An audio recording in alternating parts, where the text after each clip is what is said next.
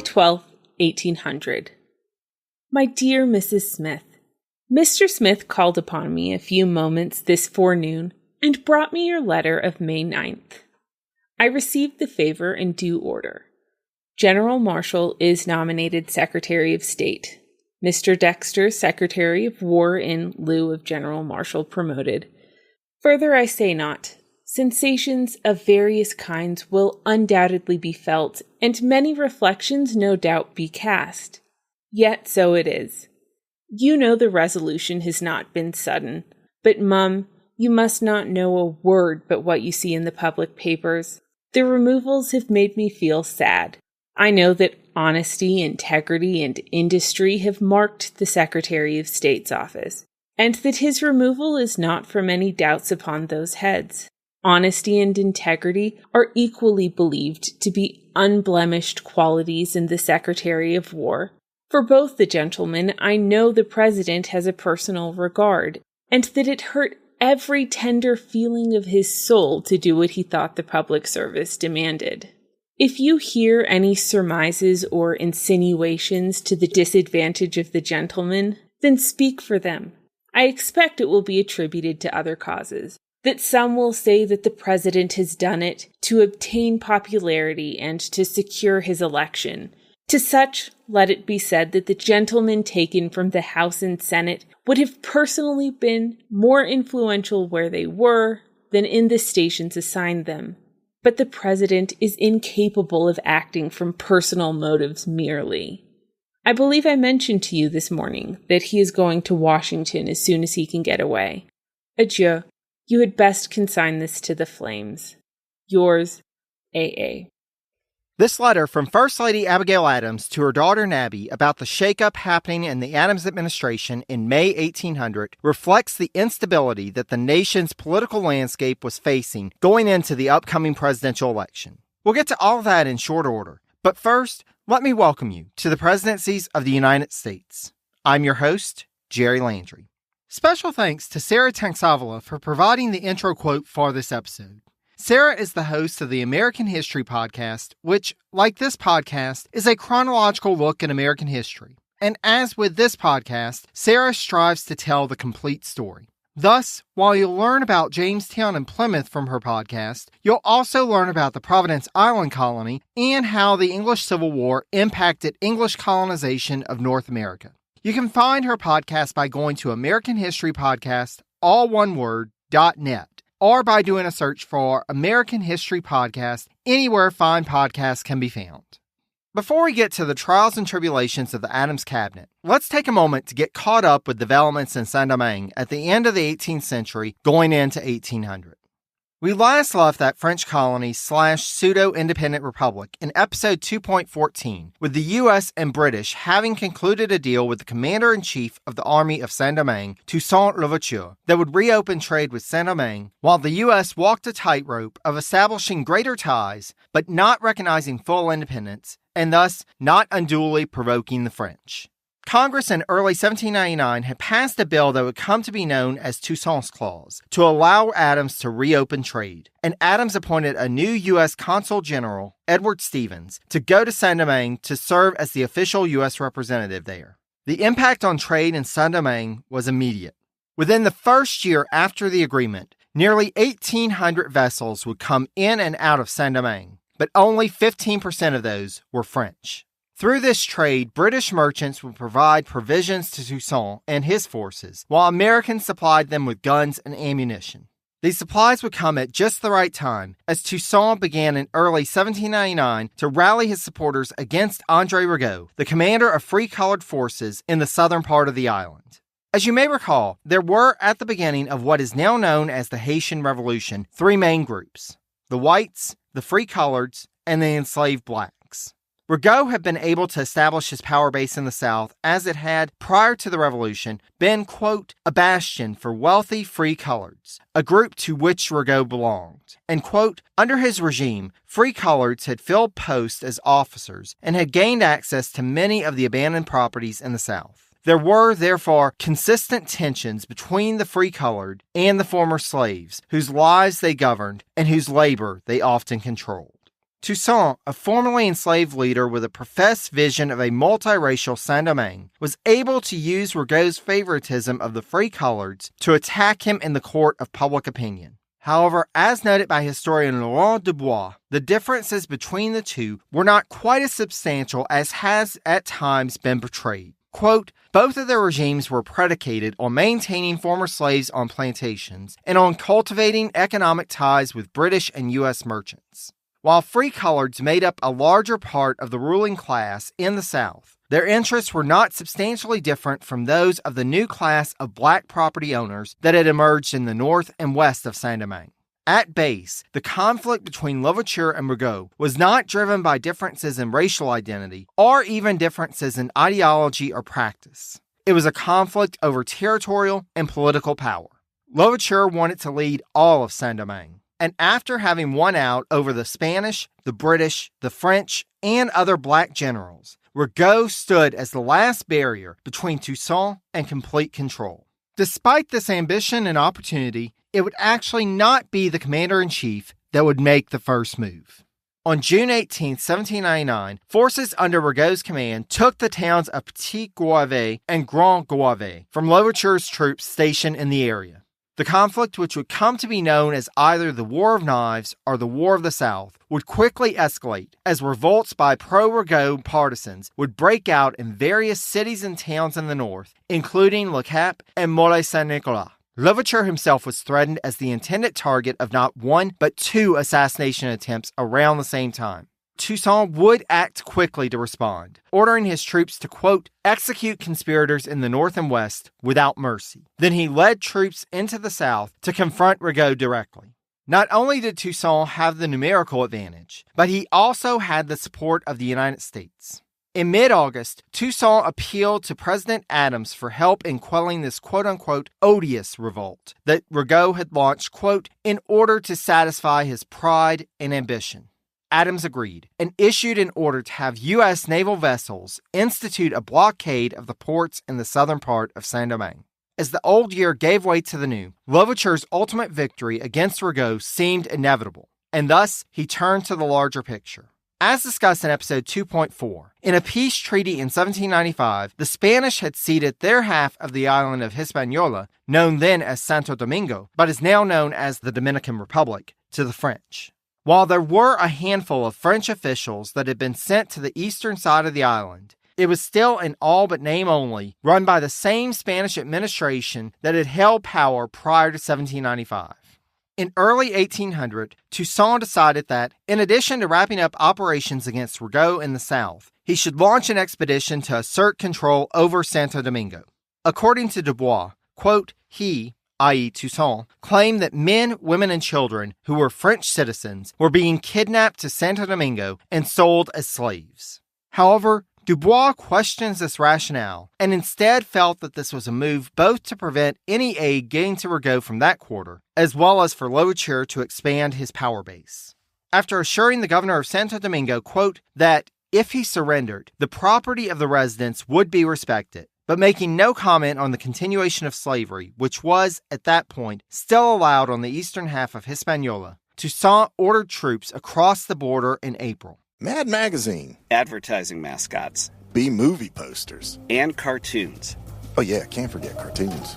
If you get the funky connection that ties these pop culture gems together, you'll dig Two Designers Walk Into a Bar. See, we're a couple of creatively curious pals living between the bookends of grand museums and dive bars. Hey, you know the place, the sweet spot where highbrow and lowbrow become drinking buddies. So join our barroom chats as we talk influential work and uncover stories of how the familiar became iconic. Think behind the music for the stuff we love. Check out our website at twodesignerswalkintoabar.com. And listen wherever you get your podcasts or visit evergreenpodcasts.com. As Louverture consolidated his control of Hispaniola, President Adams found himself considering how to deal with the ever-increasing partisan animosity in the U.S. As noted by historian Paige Smith, quote, the Sixth Congress, which had opened in a spirit of goodwill and conciliation, soon degenerated into partisan bickering. Beyond just the fact that the Congress was convening on the eve of a presidential election year, The characters entering into the new Congress contributed to this new wave of factionalism, including an individual who would ultimately gain the reputation for being one of the most colorful figures in American political history. Dear friends, it's time for us to meet John Randolph of Roanoke. Randolph was born at Causton's Plantation near modern-day Richmond, Virginia, in June 1773. He was born into a wealthy planter family, and though he would be well-educated, spending time at both the College of New Jersey, modern-day Princeton University, and Columbia in New York before studying law in Philadelphia, Randolph would never actually practice law. Instead, he would turn his mind towards politics and make his mark by delivering an oration praised by Patrick Henry himself, who, after hearing Randolph speak, was alleged to have said, quote, "I haven't seen the little dog," i.e. Randolph, before, since he was at school, but he was a great atheist then. Having gained respect from the great Henry, Randolph earned election to the 6th U.S. Congress shortly after. In his first floor speech on January 10th, Randolph began making a name for himself, though the name would be one of notoriety. In his speech of support for a resolution to repeal the act to enlarge the Army, Randolph referred to the soldiers of the Army as, quote, ragamuffins and, quote, mercenaries. Needless to say, this did not make him many friends in the enlisted ranks. And shortly after, when Randolph went to the theater, he was approached by two officers who, quote, jostled and insulted him. Randolph decided that he should report their behavior to their commander. And by commander, I mean commander-in-chief. That's right. Representative Randolph wrote to none other than John Adams himself, demanding, quote, that a provision commiserate with the evil be made, and which will be calculated to deter others from any further attempts to introduce the reign of terror into our country. Though he asserted that, quote, it would be derogatory to your character, sir, for me to point out the remedy, which it is your province to provide. It doesn't seem that Adams was much impressed with the new young congressman from Virginia, nor was his cabinet. Adams brought the letter to his cabinet's attention, and they all agreed that, quote, the contemptuous language in Randolph's letter required a public censure. Adams referred the matter back to the House of Representatives, and after an investigation, it was decided that, quote, no evidence appeared sufficient to incriminate the officers with a design to insult Mr. Randolph. The House also gave Randolph a rap on the knuckles, asserting that his letter to Adams was, quote, improper and reprehensible. Abigail was even less amused than her husband, writing to William Smith about Randolph and describing him as follows, quote, he is a slender person with an infantine face and a child's voice. If he had not been sent from the Old Dominion as a member of Congress, not a person who should see him could possibly take him for a lad of more than 17 or 18 years of age. He wears his hair like a schoolboy. His whole dress is perfectly democratic and singular. But you see, as a servant of the public, he is equal to any man in office. He has been usually spoken of as Little Johnny. With all this youthful appearance, there is not a man in Congress older, more undaunted when he rises to speak, or less embarrassed. He chatters away like a magpie. Abigail, though admitting that, quote, the lad is not without talents, also warned that, quote, the youth will find that old birds are not caught without chaff. Though this will not be the last time that we talk about Randolph, this should give you some indication as to how future encounters with him will go. The contention would not be confined to the Congress, however. Following Adams's decision to send the peace envoys to Europe in the latter part of 1799, any remaining threads of trust that there was between Adams and certain members of his administration were severed. Secretary of the Treasury Oliver Wolcott wrote to former Representative Fisher Ames on December 29, 1799 that, quote, the President's mind is in a state which renders it difficult to determine what prudence and duty require from those about him. He considers Colonel Pickering, Mr. McHenry, and myself as his enemies. His resentments against General Hamilton are excessive. He declares his belief of the existence of a British faction in the United States. Secretary of War James McHenry also noted in the latter part of 1799 that, quote, the President believes, and with reason, that 3 of the heads of departments have viewed the mission to France as impolitic and unwise. I find that he is particularly displeased with Mr. Pickering and Mr. Wolcott, thinking they have encouraged opposition to it. Seemingly a little less so with me, and not at all with Mr. Stoddard and the Attorney General, who appear to enjoy his confidence. And yet those he is so displeased with are still received and treated by him with apparent cordiality.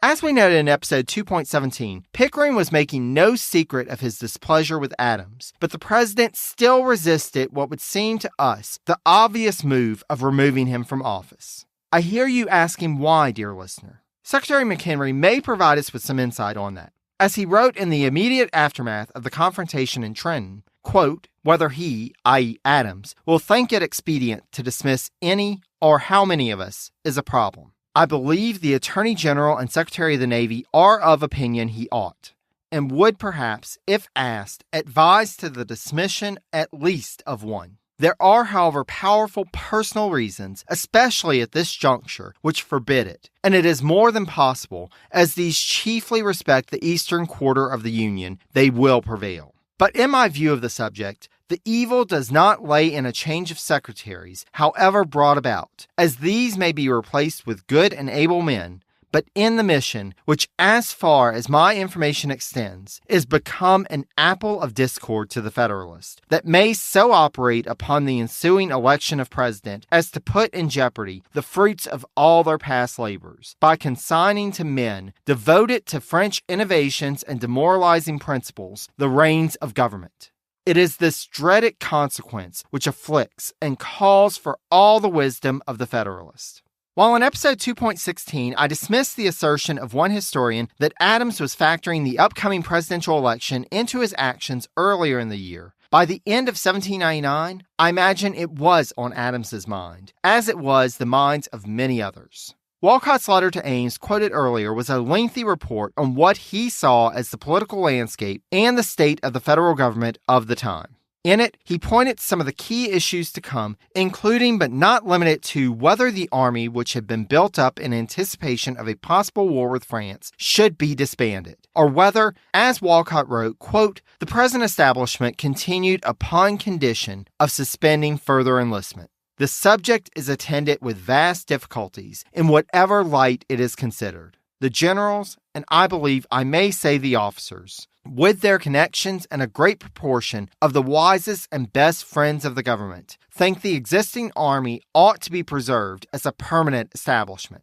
Nothing, however, is more certain than that the army is unpopular, even in the southern states for whose defense it was raised. Who is to defend the army if the Southern members oppose the establishment or even support it faintly?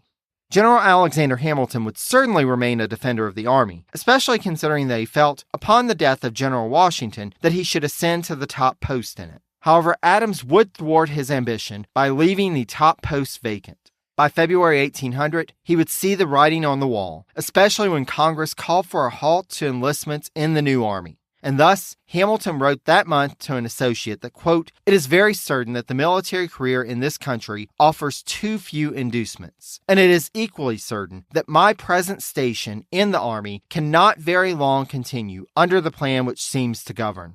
Interestingly, he wrote this in a letter to a correspondent who was asking advice on whether to accept a position as secretary to Hamilton's close associate, William Loudon Smith, who was then serving as U.S. Minister to Portugal.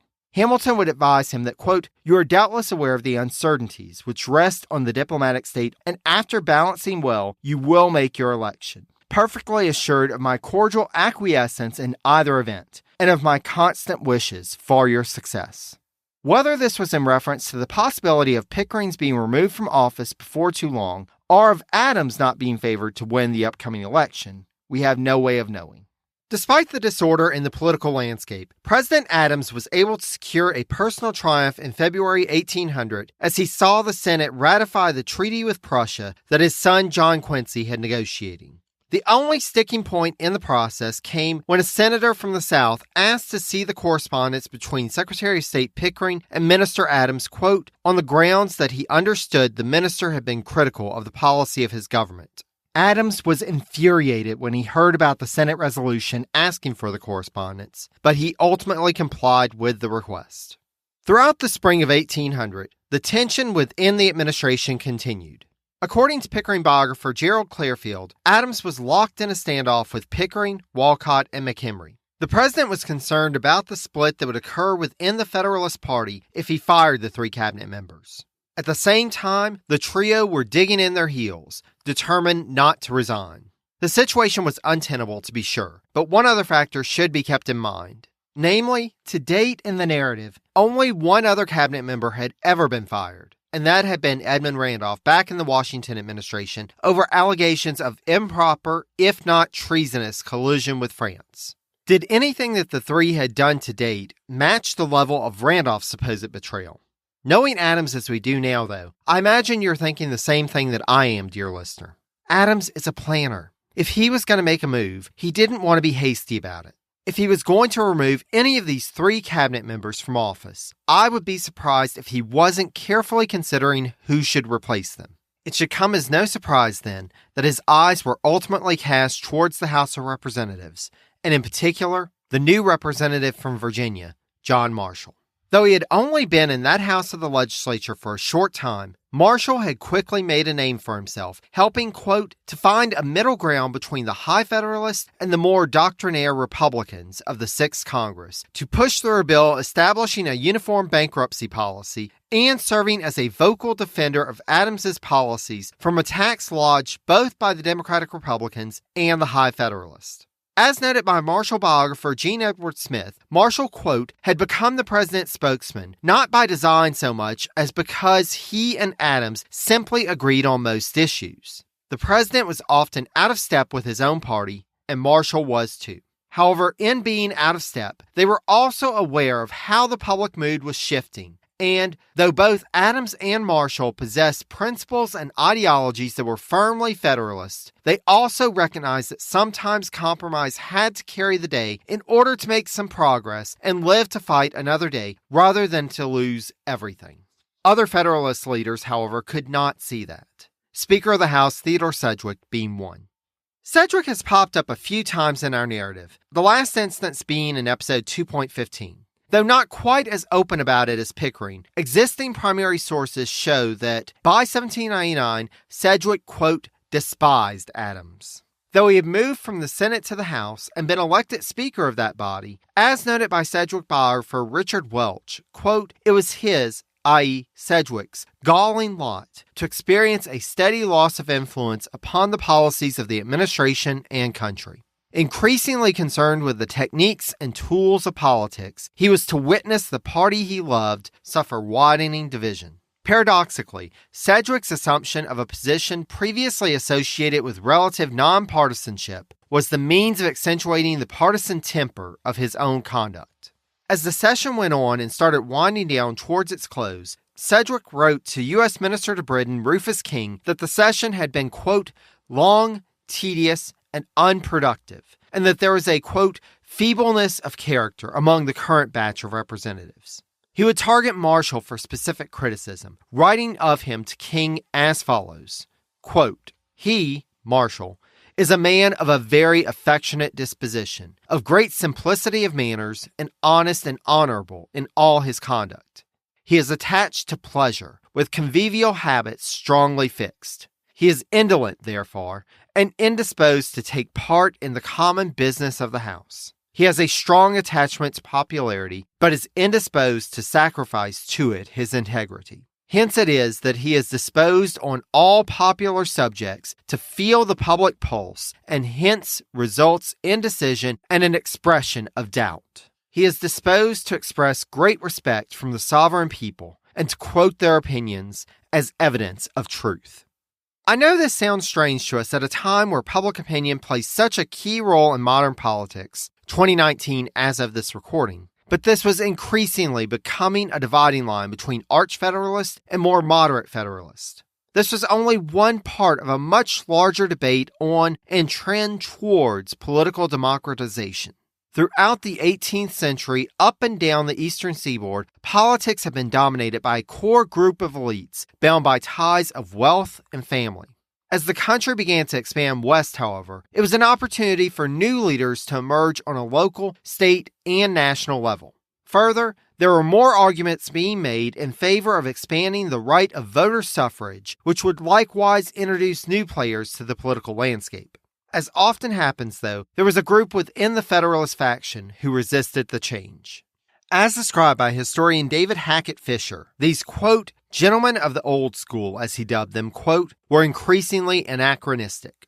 Political conditions in Europe and America were changing rapidly, but the ancient ideals of the old school were not easily abandoned. Though President Adams was rather old school in some of his views, like Washington, he realized that new ideas were needed in foreign policy in order to establish a space for the United States to develop and grow. Much like Washington, though he did understand the need for a strong defense, Adams was not eager to use the nation's military might, but rather wanted to steer a course of neutrality around the traditional European infighting and entangling alliances in order to expand trading options to benefit the nation's economy. However, his ability to steer the nation on what he saw as the best course forward was increasingly threatened. And on the morning of May 3rd, news of an ill portent for Adams's future arrived in Philadelphia. New York had begun voting in state legislative elections in late April, and it was well known that the elections in New York City would be key to control of the state legislature. In any election year, this would be critical, but it was even more so in 1800, as the presidential electors in New York were chosen by the state legislature. Win the legislature, win the electoral votes. On the 3rd, Philadelphia learned that, despite Federalists having swept elections in the city the year prior, the Democratic Republicans had emerged as the victors in the elections in New York City. Historian James Roger Sharp credits Aaron Burr with being critical to turning the state for the Democratic-Republican Party, as he recruited well-known names such as former New York Governor George Clinton and General Horatio Gates to stand for election, as well as working to bring together the various factions within the state party. New York and its 12 electoral votes had been critical to Adams winning in 1796, but it looked like they were likely to go for the Democratic-Republican candidate for president in 1800. Ironically, Federalists in the New York state legislature had worked to defeat a bill put forward by Democratic Republicans to have presidential electors chosen by legislative districts rather than by the state legislature. One can imagine they were regretting that choice in May 1800. The Federalists in Congress went into a frenzy and held a caucus the evening of May 3rd, where Speaker of the House Sedgwick and other party leaders unveiled a plan that had been discussed behind closed doors. As in the election of 1796, a Pinckney was being talked about as a potential running mate for Adams. This time, though, instead of Thomas Pinckney, it would be his brother and our old friend, General Charles Cotesworth Pinckney. As with many things in the early republic, it was seen as important to have a geographic balance on the Federalist ticket. However, there was another agenda to pushing support for Pinckney. Adams did not have strong support in the South, and it appeared that he would not be able to count on New York State's electoral votes. For Adams, the options were limited. For Pinckney the Southerner, however, there was the possibility that he might be able to pick up some stray votes from south of the Mason-Dixon line. It must be remembered at this time that the tickets were not linked in the Electoral College vote. Thus, an elector could easily cast a ballot for a Federalist and a Democratic Republican. Further, there was no distinction between a vote cast for the person an elector wanted for president or vice president. Each elector just cast 2 ballots into a common pool, and the top vote getter became president, while the next highest became vice president. This was the reason why Adams ended up with Jefferson as his vice president. What Sedgwick and the leadership proposed, much like Hamilton had worked behind the scenes to do in 1796, was manipulate the votes in Pinckney's favor for him to get the most votes. The plan was to ensure that Federalist electors from the North voted in lockstep for Adams and Pinckney. Then, either through having Southern Federalist electors cast a vote for Pinckney and not Adams, or convincing Southern Democratic-Republican electors to vote for Jefferson and Pinckney, Pinckney would end up as the winner and become the 3rd president of the United States. This was a risky prospect, but at this point, the Arch-Federalists were desperate for the possibility of a win, or, at the very least, to get Adams out of the picture. In what should come as little surprise since it was a rehash of Hamilton's scheme in 1796, General Hamilton wrote to Sedgwick on May 4th that ensuring a solid lock on Federalist support for Adams and Pinckney equally, quote, is the only thing that can possibly save us from the fangs of Jefferson. Now, it's hard to imagine that Adams was not aware of all of this scheming, especially since John Marshall would likely have attended the Congressional Caucus. Marshall was also being propositioned by Sedgwick in the spring of 1800 for his support on another scheme. Basically, the proposal from Sedgwick and Senator James Ross of Pennsylvania was that a law be passed to decide any disputed elections of presidential electors by a special committee of 13, which would be made up by 6 members of the Senate, 6 members of the House, and the Chief Justice of the Supreme Court. Naturally, what was unspoken in this proposal is that there would likely be many more disputed elections if this went through, and thus, the special committee would end up choosing whichever electors they supported. Naturally, the special committee would elect Federalist electors because the swing vote, the Chief Justice, would be a Federalist. The irony that was lost on Sedgwick is that this was very similar to what the Directory did back in France to remain in power as long as it had. Marshall questioned the constitutionality of such a committee and withheld his support long enough for the coalition that Sedgwick had built in the House to support the measure to fall apart, and thus Sedgwick gave up on the idea. Again, though, given Marshall's strong support for Adams, it's hard to believe that he didn't give the president a heads up on what was going on. Thus, by the morning of May 4th, the situation stood as follows. New York's electoral votes were likely going to the Democratic-Republican candidate for president, and the arch-federalists in Congress were plotting to either demote Adams to vice president or get him completely out of the picture. The situation was far from ideal. If he were to have a chance to win another term in office, Adams would have to start building up his support. To do that, he needed advisors and administrators that he could trust to support him and carry out his orders. 3 of the members of his cabinet, however, had proven themselves untrustworthy, with Adams suspecting them of colluding with Hamilton to get him out of office. As we have seen, in some cases, they were actively building support against him, Pickering, and had disobeyed direct orders time and again. Again, looking at you, Pickering. Thus, it was painfully obvious to all that the time had come for a change. Who should go, though? I imagine you're thinking that Pickering would be the best candidate to go considering how insubordinate he had been over the years. However, there was one other candidate that was already in a weakened state politically that might just be a good starting point. If you'll remember back in episode 2.11, Hamilton, in an effort to exert control over at the War Department, had started writing to various folks, including Washington, talking about how he felt that James McHenry was unfit to serve as Secretary of War. Then in episode 2.15, McHenry's fellow cabinet member, Secretary of the Treasury Oliver Wolcott, jumped on the anti-McHenry bandwagon. Numerous leaders of the Federalist Party had been calling for his removal for a while. By removing McHenry from his cabinet position, Adams would just be abiding by their expressed and well-documented wishes. Besides, with the Army mobilization reversing course, it might be a good time for a change in leadership in the War Department. Then again, rather than a well-orchestrated plan, perhaps Adams's showdown with McHenry on the morning of May 5th was an act of passion. Certainly, from McHenry's report of it, he portrays Adams as out of control. What we know of the encounter is as follows. Adams had requested a meeting with McHenry to discuss an appointment to a vacant position. While McHenry had one candidate in mind, Adams had another. As the appointment was ultimately Adams's to make, McHenry deferred to the president. However, at that point, McHenry claims that Adams started getting worked up and accusing the War Secretary of being Hamilton's puppet and convincing Washington to put Hamilton as his second in command and of working to push Hamilton's agenda in his public role and in cabinet discussions. At some point in the meeting, Adams asked for McHenry's resignation. And while McHenry asserted in his account that he defended himself against the accusations and questioned why Adams had not expressed any discontent with his work in his role to date, McHenry sent his resignation to the president the next morning and agreed to stay around until June 1st, by which time he would be able to have department affairs well in order and Adams should have a new candidate in place. Historian Ralph Adams Brown asked the same question that I have about this. If Adams was really acting out of inflamed, irrational passion and fury, why in the world would he agree for McHenry to remain in office another 4 weeks? It should be noted that McHenry's record of the encounter was written 26 days after the meeting in question, and by that point, plenty of other events had taken place which may have affected how McHenry wanted to portray the encounter in the record.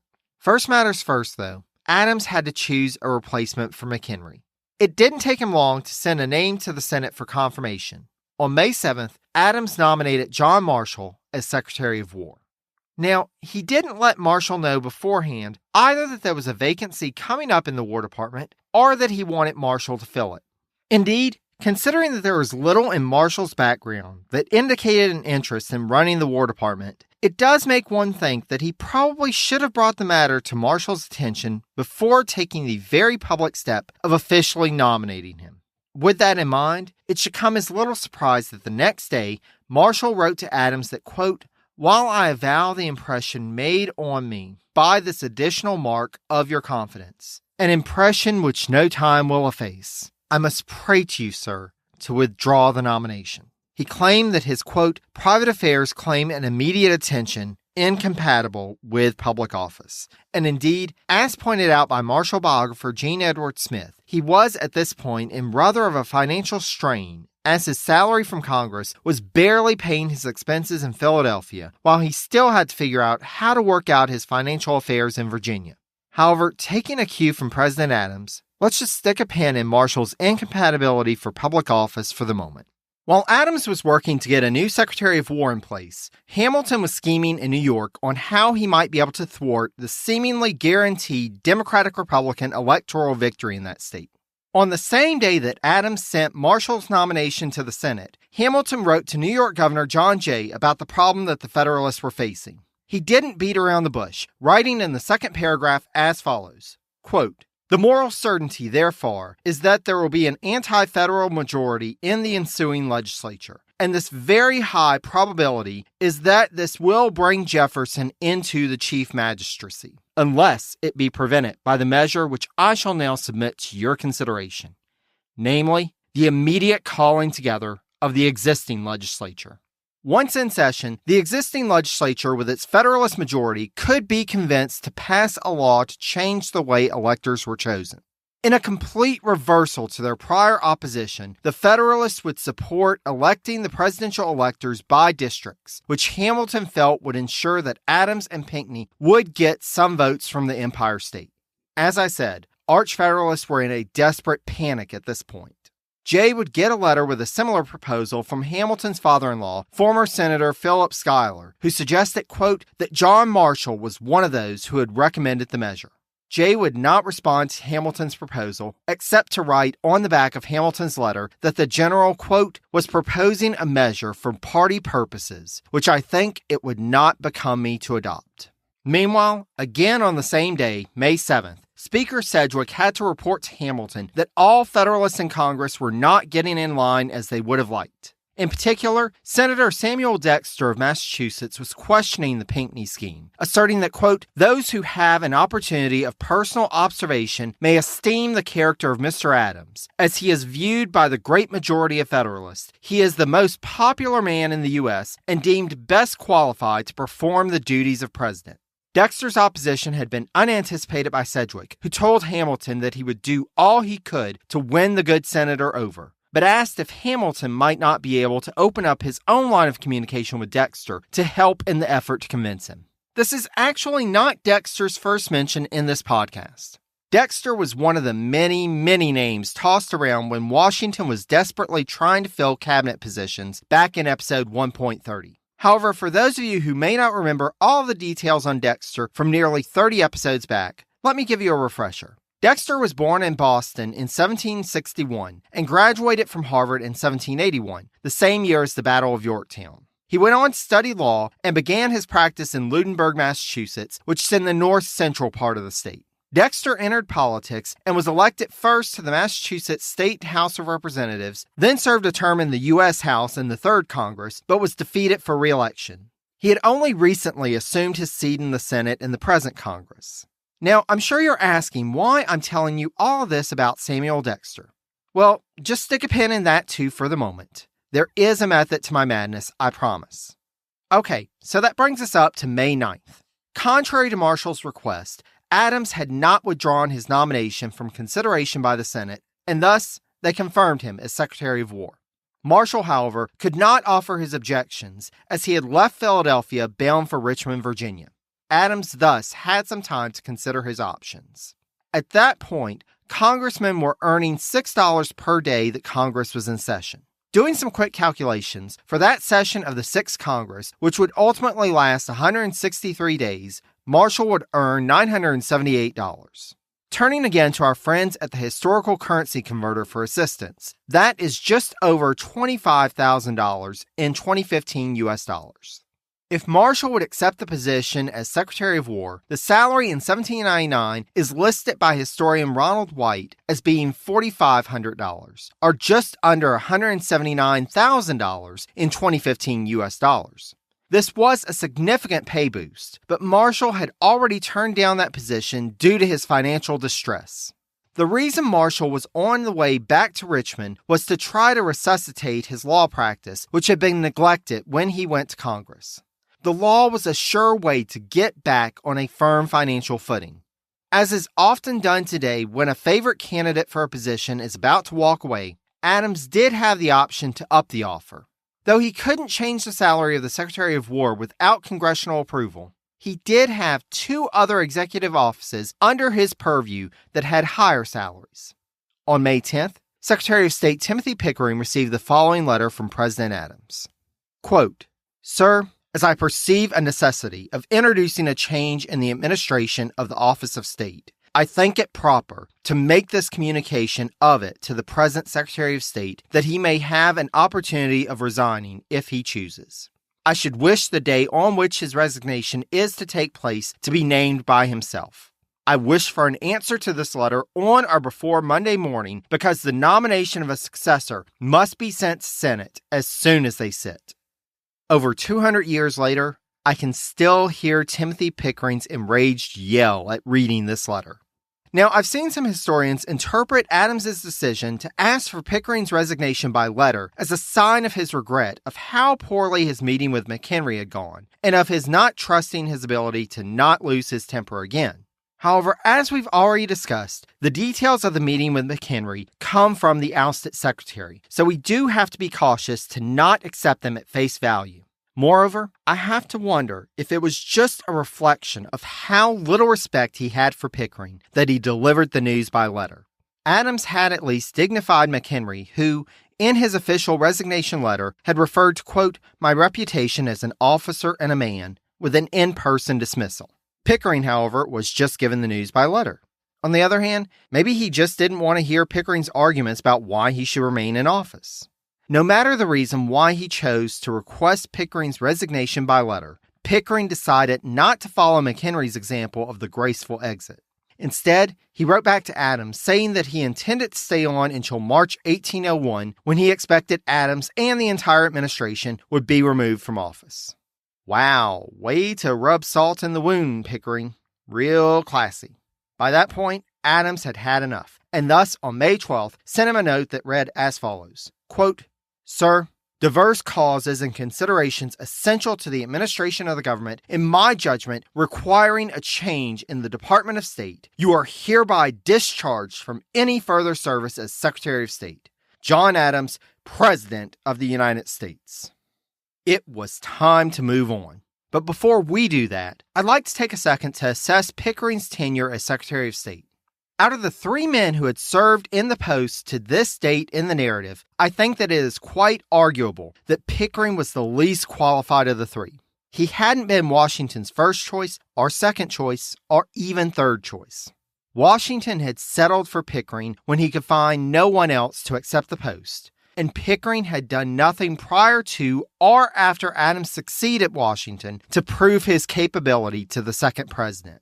Instead, as noted by Pickering's own biographer, quote, "On crucial questions of policy, he was constantly in opposition to the president, and he never conceived it his obligation to carry out the policies of the president. When argument failed to move Adams, Pickering stooped to conspiracy. Harmony within the administration was never anything more than a myth, and cooperation never an ideal of the Secretary of State." Adams had only retained Pickering for the sake of party unity due to the Secretary's connections within the Federalist Party. But when it was clear that would never work to Adams's benefit, he dumped him like a hot potato and didn't look back. For better or worse, Adams was ready to set his own path as president, and we'll explore where that path leads and what it means for John Marshall, Samuel Dexter, and many others in the next episode, which I'm calling A Proper Sense of Their Duty. Special thanks again to Sarah Tanksavala for providing the intro quote for this episode. You can find links to her podcast on the source notes page for this episode, which can be found at presidencies.blueberry, that's BLUBRRY.com. Until we meet again, if you have any questions or comments, please feel free to reach me via email at presidentiespodcast, that's all one word, at gmail.com. You can also touch base via social media where I can be found on Facebook at facebook.com/presidencies, on Twitter at presidencies89, and on Instagram as Presidencies Podcast, again, all one word. If you like this show and are listening on Apple Podcasts, please take a moment to leave a rating and a review. It doesn't take long, and that small contribution can mean a great deal in bringing new listeners to the podcast. Thanks to all of you for listening. And until next time, take care, dear friends.